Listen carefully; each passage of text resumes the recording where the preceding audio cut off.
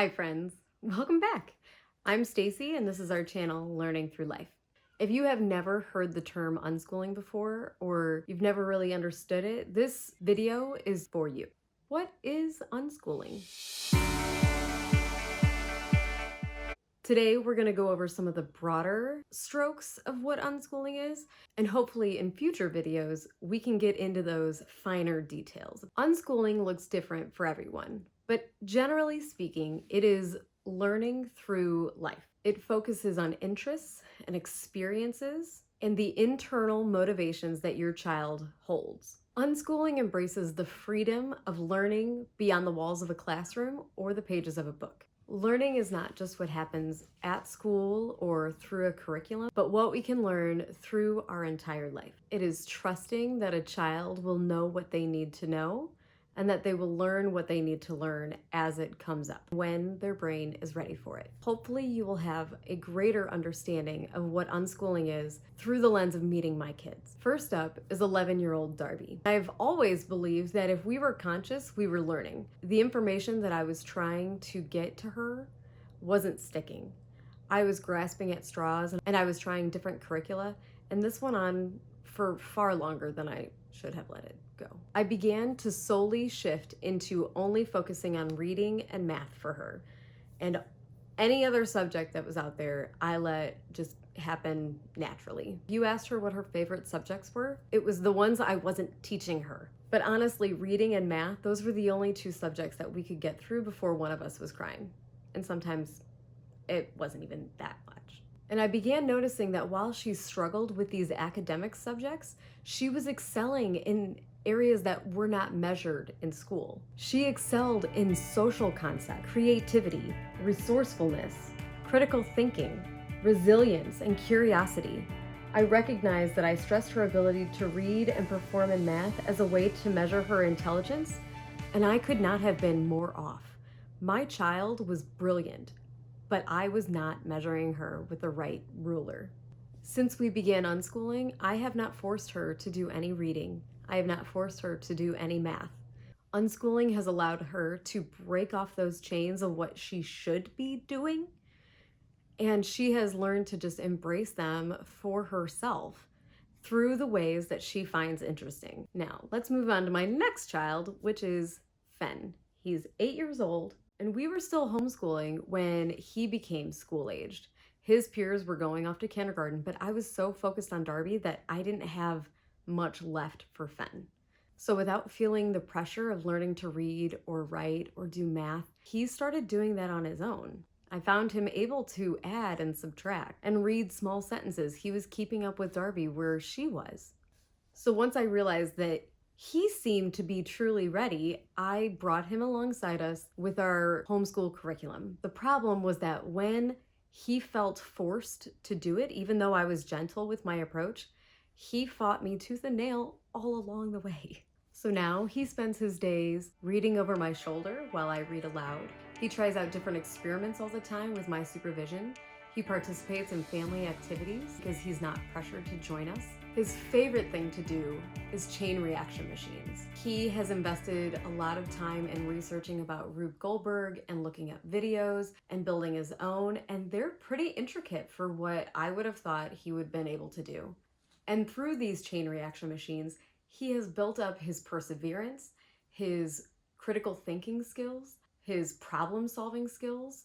He's learned about cause and effect, and these have natural, concrete consequences when something doesn't line up, and he can learn from those, often with very little help from me. And now we come to my sweet 5-year-old Avi. He has never been formally schooled.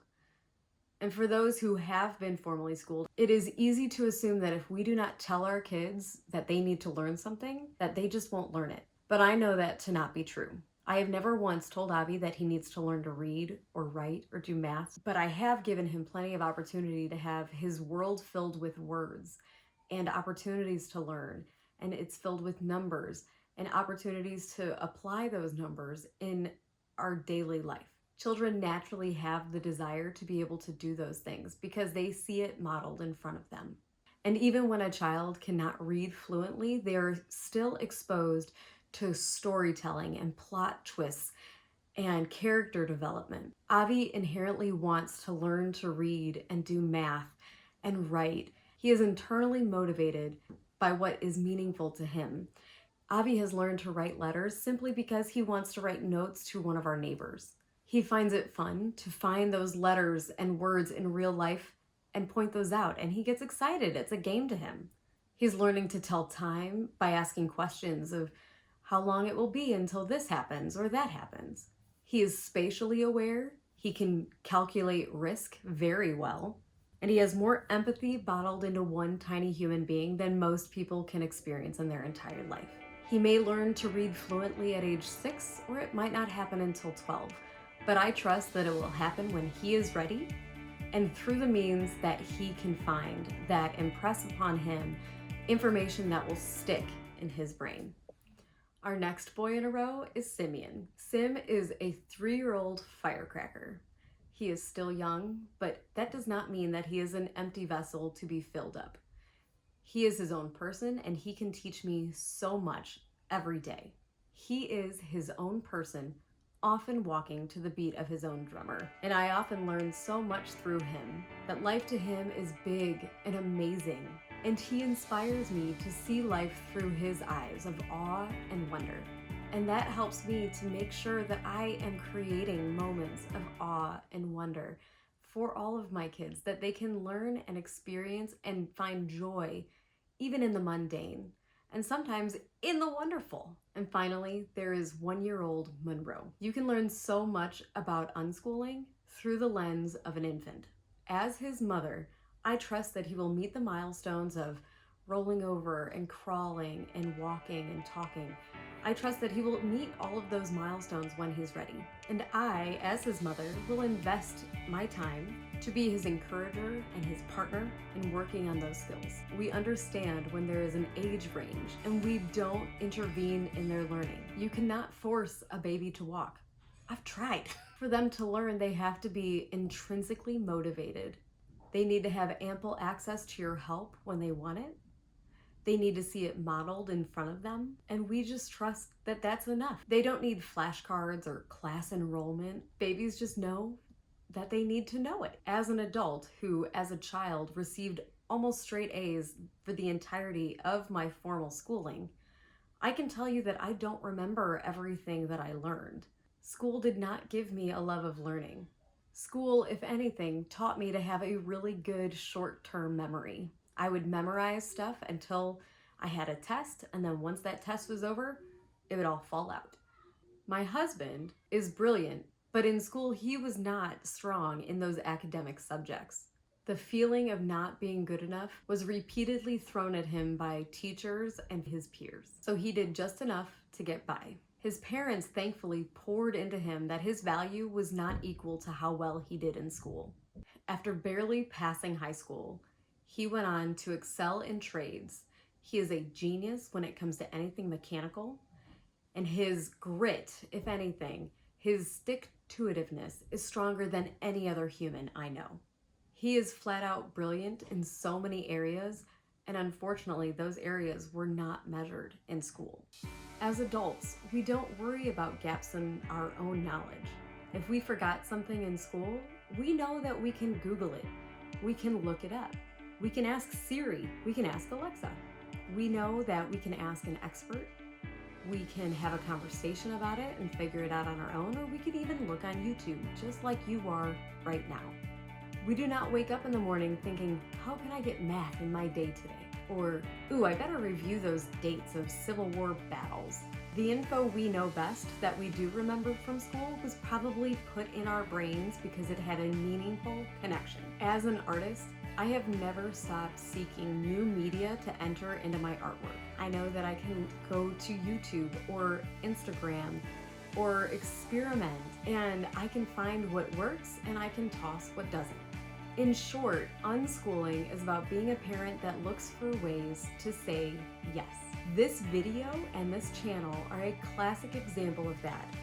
2 weeks ago, do you think that I knew how to edit videos for YouTube? No. But this channel was my children's idea. This is their brainchild. Unschooling is not unlearning.